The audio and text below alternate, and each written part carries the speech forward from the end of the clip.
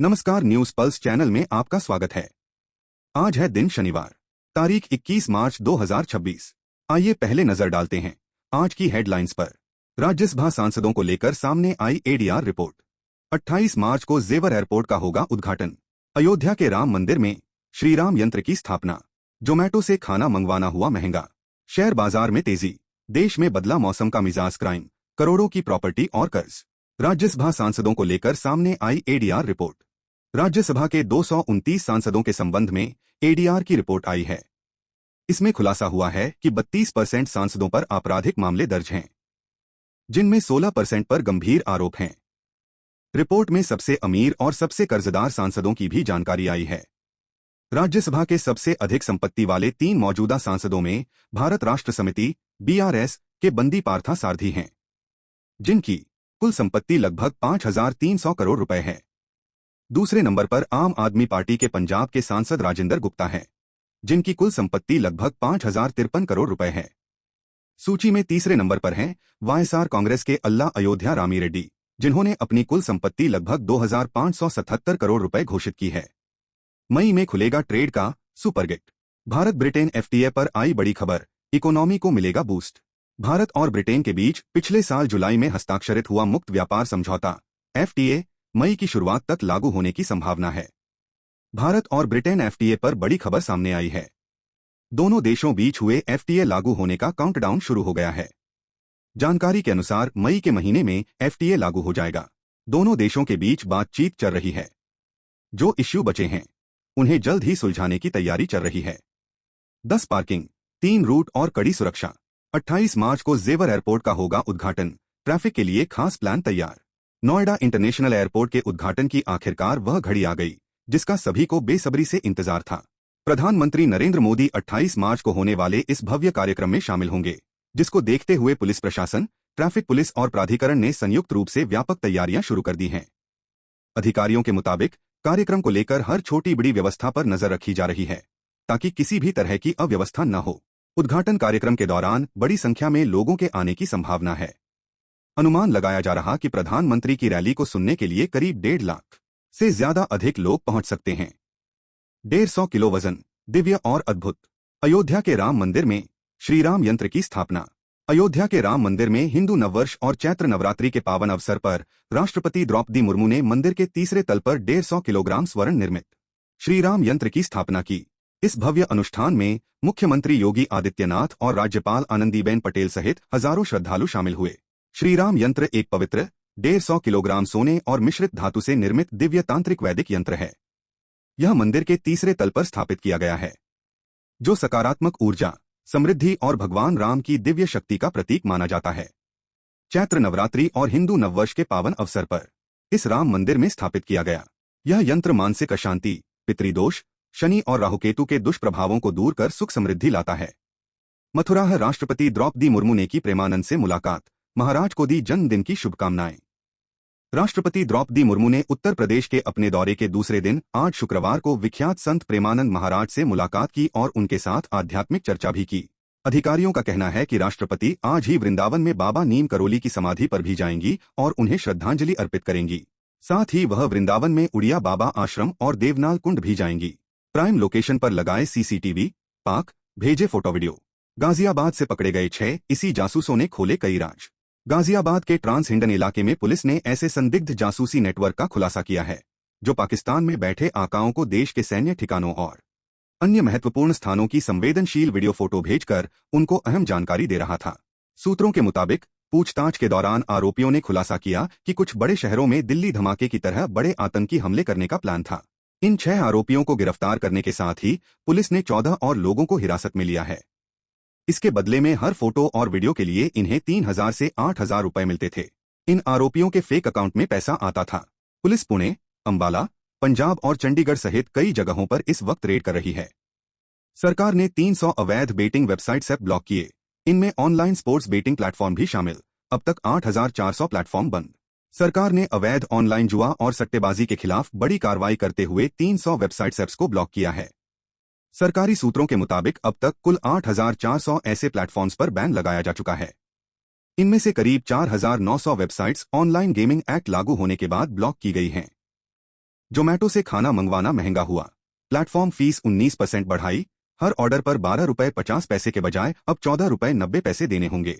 Food delivery platform Zomato से खाना order करना अब महंगा हो गया है। कंपनी ने शुक्रवार से ऑर्डर पर प्लेटफॉर्म फीस में 19% बढ़ोतरी की है। यूजर्स को हर ऑर्डर पर 12 रुपए 50 पैसे के बजाय अब 14 रुपए 90 पैसे यानी 2 रुपए 40 पैसे ज्यादा प्लेटफॉर्म फीस देनी होगी। जीएसटी जोड़ने के बाद यह राशि और बढ़ जाएगी। प्लेटफॉर्म फीस हर एक फूड ऑर्डर पर लागू होने वाला एडिशनल चार्ज है। ये जीएसटी, रेस्तरां चार्ज और डिलीवरी फीस से अलग है। बता दें कि जोमैटो प्लेटफॉर्म रोजाना 20 से 25 लाख ऑर्डर डिलीवर करता है। फरीदाबाद से एयरपोर्ट सिर्फ 15 मिनट में। जेवर हाई स्पीड कॉरिडोर को मिली हरी झंडी। केंद्र सरकार ने फरीदाबाद से जेवर एयरपोर्ट के लिए 31.42 किलोमीटर लंबे हाई स्पीड कॉरिडोर को मंजूरी दी है। यह एलिवेटेड रोड दिल्ली एनसीआर की कनेक्टिविटी बढ़ाएगा, जिससे जेवर एयरपोर्ट तक पहुंचना आसान होगा और फरीदाबाद से दूरी मात्र 15 मिनट रह जाएगी। 689.24 करोड़ की लागत से बनने वाली यह परियोजना क्षेत्र के विकास और लॉजिस्टिक्स को गति देगी। अब देखते हैं शेयर बाजार की खबरें। सेंसेक्स 326 अंक चढ़कर 74,533 पर बंद हुआ। निफ्टी भी 112 अंक चढ़ा। क्रूड ऑयल सस्ता होकर $107 पर आया। शेयर बाजार में आज यानी 20 मार्च को तेजी रही। सेंसेक्स 325 अंक चढ़कर 74,532 के स्तर पर बंद हुआ। वहीं निफ्टी में भी 112 अंक की तेजी रही। यह 23,114 पर पहुंच गया है। बैंकिंग ऑटो शेयर्स में आज सबसे ज्यादा खरीदारी रही। सोना $7 और चांदी $20 सस्ती हुई। ब्रेंट क्रूड अब $107 प्रति बैरल। अब जानते हैं देश का मौसम अपडेट। उत्तराखंड के सभी जिलों में बारिश, 4 में स्नोफॉल। बद्रीनाथ में 2 फीट और गंगोत्री में घुटने तक जमी बर्फ। राजस्थान में लगातार तीसरे दिन ओले गिरे, तेज बारिश। मार्च में छाया कोहरा, फरवरी जैसी ठंडक, 11 डिग्री लुढ़ का पारा। देश के 12 राज्यों में मौसम बदला हुआ है। मार्च के महीने में जहां पहाड़ी इलाकों जम्मू कश्मीर, उत्तराखंड और हिमाचल में भारी बर्फबारी हो रही है, वहीं मैदानी इलाकों राजस्थान, मध्य प्रदेश, यूपी और बिहार में तेज बारिश के साथ साथ ओले गिर रहे हैं। वनडे वर्ल्ड कप के लिए सिलेक्टर्स की नजर आईपीएल पर। 20 इंडियन प्लेयर्स शॉर्टलिस्ट। मैच के दौरान परफॉर्मेंस फिटनेस ट्रैक की जाएगी। 28 मार्च से शुरू हो रहा आईपीएल भारतीय खिलाड़ियों के लिए खास रहने वाला है। T20 फॉर्मेट में खेली जाने वाली इस लीग से टीम इंडिया की वनडे वर्ल्ड कप 2027 की टीम तय होगी। न्यूज एजेंसी पीटीआई ने बीसीसीआई सूत्र के हवाले से यह जानकारी दी है। रिपोर्ट में बताया गया है कि भारतीय क्रिकेट कंट्रोल बोर्ड बीसीसीआई की सिलेक्शन कमेटी ने 20 खिलाड़ियों को शॉर्टलिस्ट किया है, जिनके प्रदर्शन पर इस आईपीएल के दौरान खास नजर रखी जाएगी। अजित अगरकर की अगुवाई वाली समिति का फोकस इन खिलाड़ियों की फॉर्म और फिटनेस पर रहेगा। अब आगे बढ़ते हैं राज्यों की प्रमुख खबरों की तरफ। शुरुआत करते हैं यूपी से। अब चपरासी चौकीदार को मिलेंगे 18,000। यूपी में 2 लाख आउटसोर्सिंग कर्मचारियों की सैलरी बढ़ी, योगी सरकार का तोहफा। उत्तर प्रदेश की योगी सरकार ने आउटसोर्सिंग कर्मचारियों को बड़ी राहत देते हुए उनके मानदेय में 8 से 11,000 रुपए तक की बढ़ोतरी की है। साथ ही ईपीएफ और ईएसआई जैसी सामाजिक सुरक्षा सुविधाएं भी लागू की गई हैं, जिससे करीब 2 लाख कर्मचारियों को सीधा लाभ मिलेगा। आधुनिक अपराध पर लगाम लगाने के लिए बनेंगी 5 लैब। यूपी एसआईएफएस में की जाएंगी स्थापित, जांच में आएगी तेजी। उत्तर प्रदेश में अपराध के बदलते स्वरूप और आधुनिक अपराध के तौर तरीकों से निपटने के लिए सरकार ने बड़ा फैसला लिया है। मुख्यमंत्री योगी आदित्यनाथ के निर्देश पर Uttar Pradesh state institute of forensic sciences UPSIFS में जल्द ही 5 नई हाईटेक और अत्याधुनिक प्रयोगशालाएं स्थापित की जा रही हैं। ये प्रयोगशालाएं क्राइम इन्वेस्टिगेशन को पूरी तरह से गेम चेंजर साबित होंगी, जिससे केस निस्तारण में तेजी आएगी, साक्ष्य मजबूत होंगे और न्याय प्रक्रिया अधिक पारदर्शी व तेज बनेगी। यूपी में खुलेंगे 40 नए इति, 16,000 सीटें बढ़ेंगी। उत्तर प्रदेश सरकार युवाओं को रोजगार के लिए सक्षम बनाने के उद्देश्य से स्किल डेवलपमेंट पर जोर दे रही है। इसी क्रम में राज्य में आईटीआई संस्थानों का तेजी से विस्तार किया जा रहा है। नए सत्र 2026 से 27 में 40 से अधिक नए आईटीआई शुरू होंगे। उत्तर प्रदेश सरकार युवाओं को रोजगार के लिए तैयार करने के उद्देश्य से स्किल डेवलपमेंट पर तेजी से काम कर रही है। इसी दिशा में राज्य में औद्योगिक प्रशिक्षण संस्थानों आईटीआई का विस्तार किया जा रहा है। सरकार का लक्ष्य है कि ज्यादा से ज्यादा युवाओं को कम खर्च में बेहतर स्किल ट्रेनिंग दी जाए, ताकि वो आत्मनिर्भर बन सकें और रोजगार के बेहतर अवसर हासिल कर सकें। गंगा में इफ्तार, अब जेल में मनेगी ईद। 14 दिन की न्यायिक हिरासत में भेजे गए आरोपी, चिकन बिरयानी पड़ गई महंगी। वाराणसी में गंगा नदी पर नाव में इफ्तार और चिकन बिरयानी खाने का मामला तूल पकड़ रहा है। इस घटना में शामिल 14 आरोपियों को कोर्ट ने 14 दिन की न्यायिक हिरासत में भेजा है। कोर्ट अब इस मामले में अगली सुनवाई 23 मार्च को करेगी। इस मामले में गिरफ्तार सभी 14 आरोपियों को ACJM 9 कोर्ट में पेश किया गया, जहां से उन्हें 14 दिन की न्यायिक हिरासत में जेल भेज दिया गया है। अगली खबर अब दिल्ली से। दिल्ली के पालम इलाके में भीषण आग हादसे में एक ही परिवार के 9 लोगों की मौत। जबकि 3 घायल हैं। पालम मेट्रो स्टेशन के पास हुई इस घटना में बचाव कार्य में देरी और तकनीकी खामियों के आरोप लगे हैं। प्रत्यक्षदर्शियों ने आरोप लगाया कि दमकल विभाग की शुरुआती कार्रवाई में तकनीकी खामियां सामने आईं। लोगों का कहना है कि मौके पर पहुंची पहली दमकल गाड़ी के उपकरण ठीक से काम नहीं कर रहे थे और हाइड्रोलिक सिस्टम में खराबी के कारण करीब 45 मिनट तक राहत कार्य प्रभावित रहा। दूसरी दमकल गाड़ी को पहुंचने में भी लगभग 50 मिनट का समय लगा, जिससे हालात और बिगड़ गए। दिल्ली सरकार ने पालम अग्निकांड में मुआवजे की घोषणा की है। मृतक वयस्कों के परिजनों को 10 लाख रुपए, मृतक नाबालिगों के परिजनों को 5 लाख रुपए और गंभीर रूप से घायलों को 2 लाख रुपए की तात्कालिक सहायता देने की घोषणा की है। भीषण आग की घटना पर मुख्यमंत्री रेखा गुप्ता ने गहरा दुख व्यक्त किया है। मुख्यमंत्री ने इस हादसे में हुई मासूमों की मौत को हृदय विदारक बताते हुए पीड़ित परिवारों के प्रति अपनी गहरी संवेदनाएं प्रकट की हैं। आइए देखते हैं अगली खबर अब बिहार से। बिहार में नहीं बढ़ेगी बिजली की कीमत। बिहार में बिजली उपभोक्ताओं को बड़ी राहत मिली है, क्योंकि राज्य विद्युत नियामक आयोग ने दरों में बढ़ोतरी का प्रस्ताव खारिज कर दिया है। साथ ही शहरी और ग्रामीण क्षेत्रों में बिजली दरें समान करने का फैसला लिया गया है। राज्य विद्युत नियामक आयोग ने बिजली दरों में किसी भी प्रकार की बढ़ोतरी से साफ इनकार कर दिया है। दरअसल बिजली वितरण कंपनियों ने बढ़ते ऑपरेशनल खर्च और वित्तीय घाटे का हवाला देते हुए प्रति यूनिट करीब 35 पैसे की बढ़ोतरी का प्रस्ताव आयोग के समक्ष रखा था। बिहार 10वीं बोर्ड टॉपर्स को मिलने वाली प्राइज मनी दोगुनी हुई, स्कॉलरशिप की रकम भी बढ़ाई गई। बिहार 10वीं बोर्ड का रिजल्ट जारी हो गया है। इससे पहले बिहार बोर्ड ने टॉपर्स को मिलने वाली प्राइज मनी दोगुनी कर दी है। इसके साथ ही प्रत्येक महीने वाली स्कॉलरशिप की रकम भी बढ़ाई गई है। बिहार बोर्ड ने 10वीं और 12वीं बोर्ड टॉपर्स को अब प्राइज मनी के तौर पर 2 लाख रुपए मिलेंगे। इस तरह टॉपर्स को मिलने वाली प्राइज मनी में दोगुने की बढ़ोतरी की गई है। बिहार में श्मशान के कोयले से बन रही अगरबत्ती 1000 सीआर का कारोबार 5 राज्यों में सप्लाई। एजेंट बोले सेंट से हड्डियों की बदबू नहीं आएगी। कोयला छोटा हो या बड़ा कुछ भी नहीं बचता है। श्मशान में सब कुछ बिक जाता है। बड़ा कोयला होटलों में और छोटा अगरबत्ती की फैक्ट्रियों में भेज दिया जाता है। बिस्किट की फैक्ट्रियों में भी इसी कोयला से सब तैयार हो रहा है। 1-2 नहीं, बिहार में बड़ी बड़ी फैक्ट्रियां भी इसी कोयले से माल तैयार कर रही हैं। इसी कोयले से बनी अगरबत्ती कई राज्यों में जा रही है। गुलाब, केवड़ा, चंदन से लेकर जो भी फ्लेवर हो, लेकिन अंदर तो हमारा दिया बुरादा होता है। श्मशानों का कोयला होटल और फैक्ट्रियों में सप्लाई करने वाले एजेंट सेहत के साथ आस्था से भी खेल रहे हैं। आइए देखते हैं अगली खबर महाराष्ट्र से। महाराष्ट्र के मुख्यमंत्री देवेंद्र फडणवीस ने पुणे में मेट्रो परियोजना के प्रशासनिक मुख्यालय मेट्रो भवन का उद्घाटन किया। इस अवसर पर उन्होंने भविष्य में पुणे, पिंपरी चिंचवड़ और पीएमआरडीए क्षेत्रों में लगभग 200 किलोमीटर का मेट्रो नेटवर्क बनाने की योजना की जानकारी दी। मुख्यमंत्री ने मुंबई में नायगांव बीडीडी चौल पुनर्विकास परियोजना के तहत 864 फ्लैट की चाबियां वितरित की, जिससे निवासियों के जीवन स्तर में सुधार की उम्मीद है। कैप्टन यौन शोषण केस महिला आयोग की अध्यक्ष रूपाली फरार। एक और बाबा अपनी हरकतों की वजह से चर्चा में आ गए हैं।